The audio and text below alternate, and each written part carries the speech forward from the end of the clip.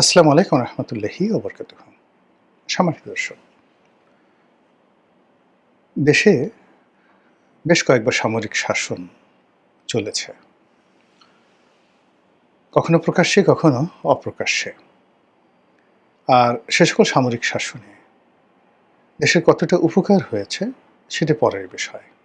কতটা ক্ষতি হয়েছে তাও আলোচনার বিষয় নয়।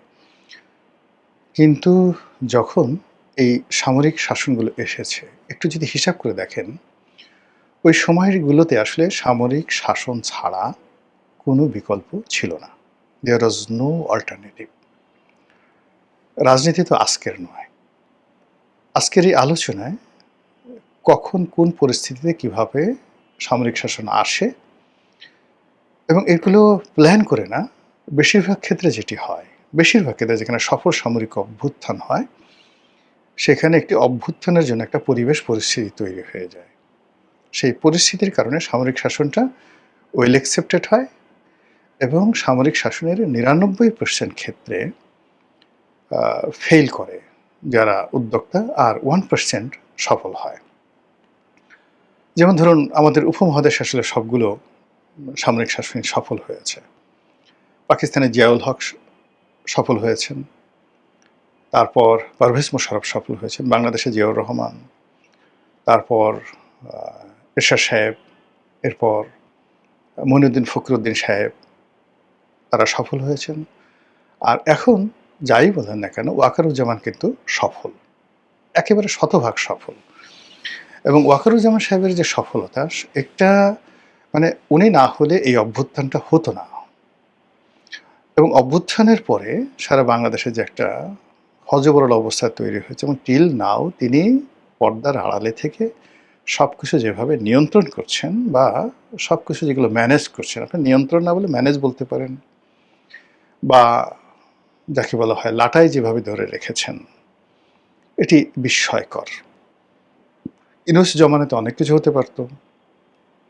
সেখানে যেভাবে মব হচ্ছিল, যেভাবে বঙ্গভবন চুরমার করে দেওয়ার জন্য একটা ফোর্স তৈরি হয়ে গিয়েছিল, যেভাবে বিএনপিকে পাশ কাটিয়ে একটি বিশেষ শক্তিকে রাষ্ট্র ক্ষমতায় বসানোর সমস্ত আয়োজন চূড়ান্ত হয়েছিল, ঠিক সেই জায়গাটিতে আমাদের সেনাবাহিনী অত্যন্ত গুরুত্বপূর্ণ একটি ভূমিকা পালন করেছে। তো এই পরিস্থিতিগুলো এখানেই থেমে থাকবে কিনা, বা সামনে আরও এগোবে কিনা, বা সামনে কি হবে, এই বিষয়গুলো নিয়ে আলোচনা করাটা এই মুহূর্তে আসলে খুব মুশকিলের একটা বিষয়। তো কাজেই বাংলাদেশে এই প্রসঙ্গ বাদ দিয়ে আমরা ইন্টারন্যাশনাল পার্সপেক্টিভে কতগুলো বিষয় আলোচনা করি, তাহলে আপনারা বুঝতে পারবেন যে সামরিক শাসনটা আসলে আমাদের জন্য কতটা অপরিহার্য, বা অন্য দেশের জন্য কতটা অপরিহার্য হয়, এবং কখন কোন পরিস্থিতিতে অপরিহার্য হয়। এক নাগারে বলে নেই যে, প্রথমে ধরেন এই মুহূর্তে কারা কারা সফল সামরিক শাসক আছেন। যদি আপনি ধরেন, তাহলে সবচেয়ে আকর্ষণীয়, এই মুহূর্তে পৃথিবীর সবচেয়ে আকর্ষণীয় সামরিক শাসকের নাম হলো এখন বুর্কিনা ফাসোর ক্যাপ্টেন ইব্রাহিম তারোরে। এর সাথে মানে গ্লোরিয়াস থাকে না। একসময় মিশরে যতটা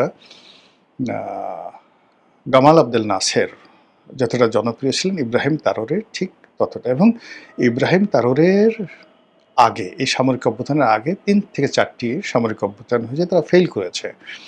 এবং যেভাবে ফ্রান্স তাদের এই কলোনিটিকে ডমিনেট করে রাখছিল, সেখানে ইব্রাহিম তারোরের অংশগ্রহণ এবং তার যে সফলতা, এটা বিশ্বকে চমকিত করে ফেলেছে। এ গেল ইব্রাহিম তারোরে। ২ নম্বর হলো, সারা পৃথিবী মিলে চেষ্টা করছে উগান্ডার বিরুদ্ধে সেই পাল্টা অভ্যুত্থান করার জন্য, কিন্তু দীর্ঘদিন, সে ৮০-র দশক থেকে এখন পর্যন্ত, প্রথমে গেরিলা যুদ্ধ, তারপরে সামরিক যাকে বলা হয় কু, এরপরে শাসন ক্ষমতায় আছেন সেই মুসেভেনি, প্রেসিডেন্ট মুসেভেনি। স্টিল অত্যন্ত শক্তিশালী হাত দিয়ে সেই প্রায় ৪০-৪৫ বছর ধরে তিনি শাসন চালাচ্ছেন।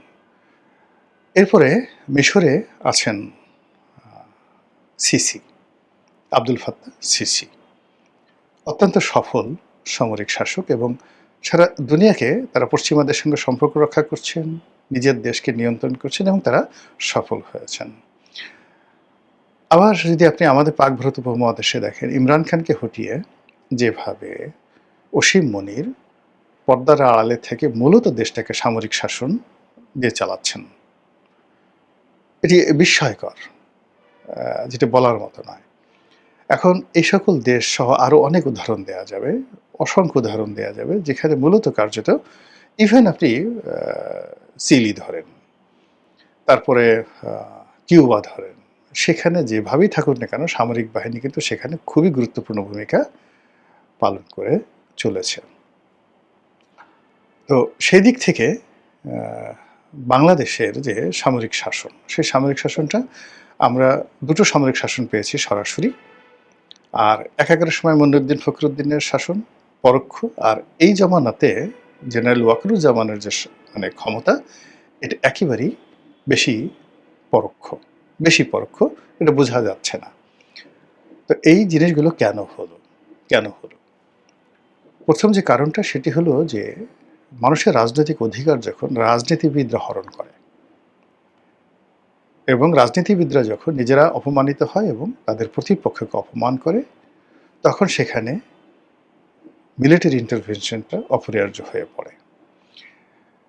আপনি দেখুন যে আমাদের দেশে সে পাকিস্তান জমানাতে কায়েদে আজম মোহাম্মদ আলী জিন্নাহ সাহেবের মৃত্যুর পরে একটার পর একটা সরকার যেভাবে ফেল করলো, 1948 থেকে একেবারে 57 পর্যন্ত, অলমোস্ট 10 ইয়ার্স। এই 10 ইয়ার্সের মধ্যে আপনি শুধু ঢাকাতে দেখেন প্রাদেশিক গভর্নর কতবার পরিবর্তন হয়েছে, প্রাদেশিক সরকার কয়বার পরিবর্তন হয়েছে, 47 থেকে 57 পর্যন্ত, কতজন প্রধানমন্ত্রী হয়েছেন এখানে এবং পাকিস্তানে, ঘন মানে মুড়ি মুরগির মতো পরিবর্তন হয়েছে। এবং যতবার এই গণতন্ত্রের যাকে বলা হয় সরকারগুলো পরিবর্তন হয়েছে, তারা ফেল করেছে, ততবারই ক্ষমতাটা চলে গেছে ক্যান্টনমেন্টের হাতে। এবং ক্যান্টনমেন্ট পার্লামেন্টের বিকল্প হিসেবে প্রেসিডেন্টের যে পদ, সেই পদটিকে শক্তিশালী করেছেন। এবং সেই প্রেসিডেন্ট একবার গুলাম মোহাম্মদকে বানানো হলো পাকিস্তানে, তারপর ইস্কান্দার মির্জাকে বানানো হলো, এবং তার পদ ধরে একটা সময় আইয়ুব খান ক্ষমতাটা নিয়ে নিলেন। সেই আইয়ুব খানের পরে ইয়াহিয়া খান, আর আমাদের বাংলাদেশের টিক্কা খান, আবার সেই টিক্কা খানের পরে জিয়াউল হক থেকে শুরু করে পাকিস্তানে যে ধারাবাহিকতা চলছে, সেই ধারাবাহিকতায় আমাদের বাংলাদেশে যে মিলিটারি ব্যুরোক্রেসি এবং সিভিল ব্যুরোক্রেসি, এটা বলতে গেলে এখনো পর্যন্ত মিলিটারি নির্ভর হয়ে আছে। এখনো পর্যন্ত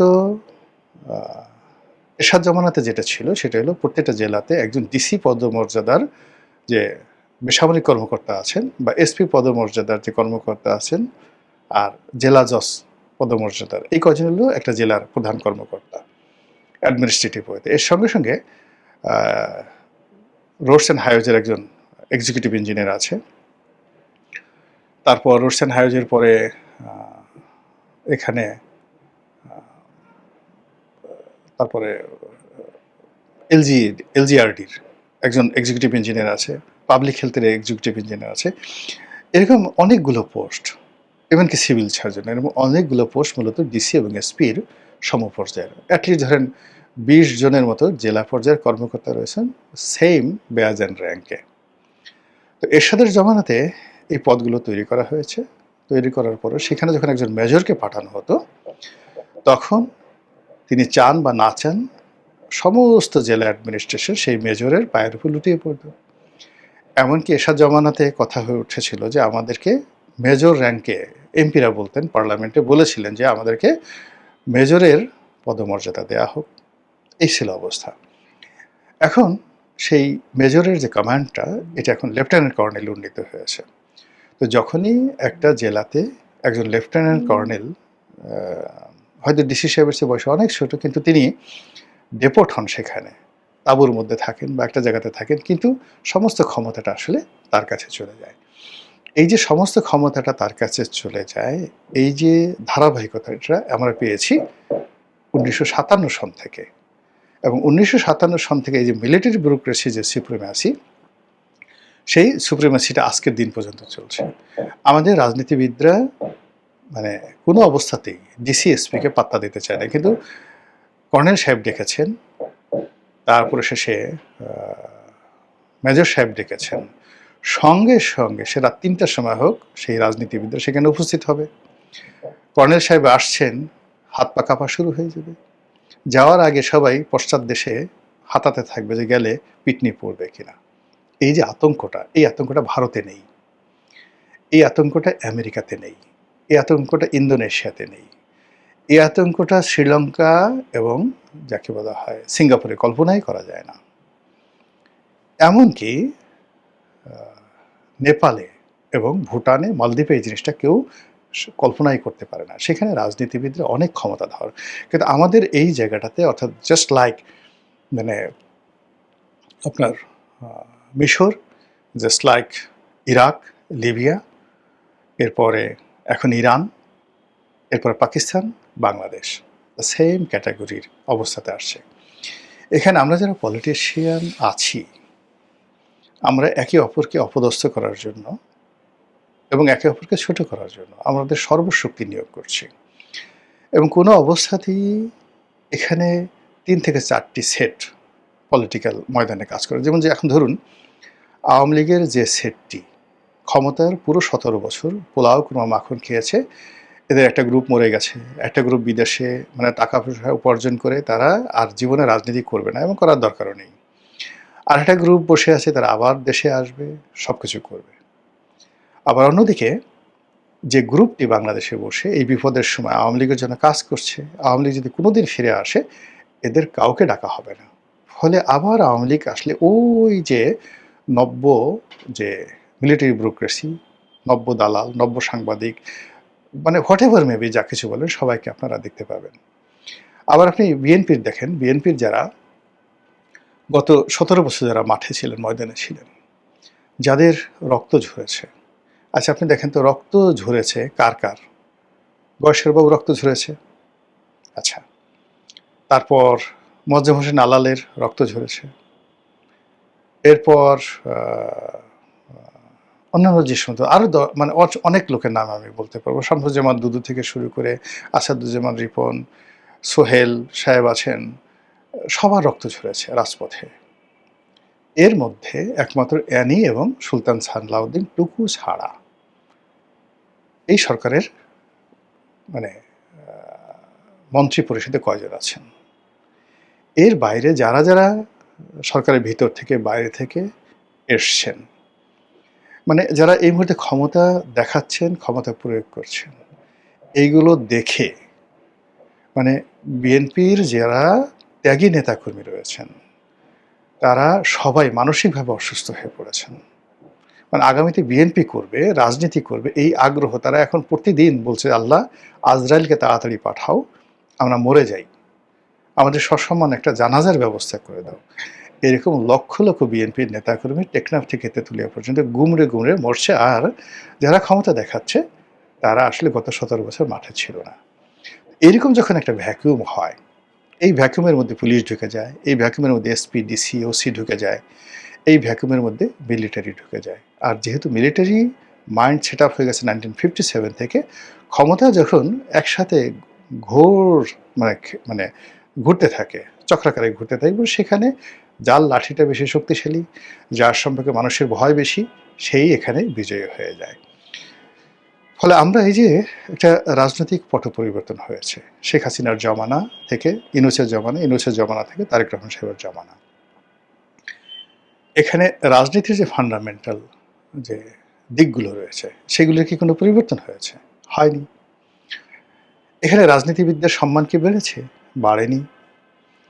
এখানে সিভিল রাইট, সাধারণ মানুষের অধিকার কি স্বীকৃত হয়েছে? হয়নি। এখানে এই সমাজে বুক ফুলিয়ে জনগণ কথা বলবে আর জনগণের কথা অনুযায়ী সরকার রেসপন্ড করবে। হয়নি। এখানে কি হয়েছে? প্রধানমন্ত্রী কখন ছাতি ধরলেন তার স্ত্রীর মাথায়, প্রধানমন্ত্রী কার দিকে তাকালেন, প্রধানমন্ত্রী কার সঙ্গে সেলফি তুললেন, মানে এই সমস্ত ক্ষমতা একদিকে দিয়ে পুরো ক্ষমতার যে চেইনটা আছে পুরো চেইনটাকে ক্যাস ক্যাস ক্যাস ক্যাস করে কেটে দেওয়া হচ্ছে। আর এই জিনিসগুলো যখন একটা কোনো দেশ এবং কোনো রাষ্ট্র এবং সমাজে ঘটতে থাকে তখনই সেখানে একটা পঞ্চম বাহিনী, একটা রাজনৈতিক বিশৃঙ্খলা, একটি অরাজনৈতিক শক্তি, একটি সামরিক শক্তি, তারা ওত পেতে বসে থাকে ক্ষমতা আসার জন্য, এবং এখানে এরকম ঘটনাগুলো ঘটে যে ঘটনায় এরকম একটা পরিবর্তন অনিবার্য হয়ে পড়ে। আশা করি আপনারা বুঝতে পেরেছেন। মহান আল্লাহ আমাদের সবাইকে হেদায়েত দান করুন এবং হেফাজত করুন। আসসালামু আলাইকুম ওয়া রাহমাতুল্লাহি ওয়া বারাকাতুহু।